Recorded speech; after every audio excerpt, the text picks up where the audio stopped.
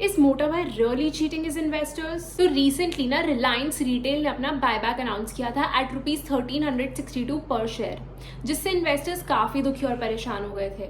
But अब आप बोलोगे कि रिलायंस रिटेल तो लिस्टेड ही नहीं है, तो क्या बस लिस्टेड कंपनी का ही बायबैक हो सकता है? As per section 68 of the Companies Act, unlisted company भी अपने शेयर्स का बायबैक कर सकती है। वेल यूजुअली जो ग्रोइंग स्टार्टअप्स या अनलिस्टेड कंपनीज होती है वो अपने एम्प्लॉयज को ईसॉप्स इशू करती है, यानी कि employee stock options as an incentive. But employees के पास क्या ऑप्शंस है to realise them? Well, they have three. Number one is IPO. Employees can wait कि कब कंपनी लिस्ट होगी so that they can sell their shares directly to the general public. Number second is buyback. जब company buyback announce करेगी तो employees अपने shares दोबारा company को ही cell कर सकते हैं। And number third is grey market.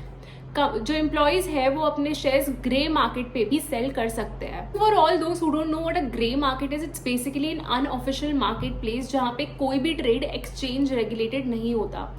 मतलब शेयर्स खरीदना या बेचना is an agreement between the buyer and seller, exchange is not involved here. For example, जब भी कोई कंपनी लिस्ट होने जा रही होती है, उसका आईपीओ आने वाला होता है, उससे पहले ही उसके शेयर्स ग्रे मार्केट पे ट्रेड होना शुरू हो जाते हैं।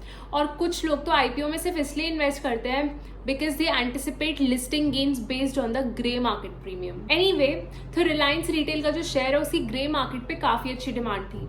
जहां 2019 में वो ₹500 पर शेयर पे ट्रेड कर रहा था, अभी कुछ दिन पहले वो ₹3000 पर शेयर पे ट्रेड कर रहा था, which means 500% profit. So the big question is कि जब ग्रे मार्केट पे उसका प्राइस ₹3000 पे ट्रेड कर रहा था, तो उसका बायबैक प्राइस सिर्फ ₹1362 क्यों था? Isn't it too much unfair to the investors? There was so much confusion because of this, but unfair buyback price नहीं, जो ₹3000 पे ट्रेड हो रहे थे वो अनफेयर था। Understand that Reliance Retail contributes to only 30 to 40% of the RIL का share price.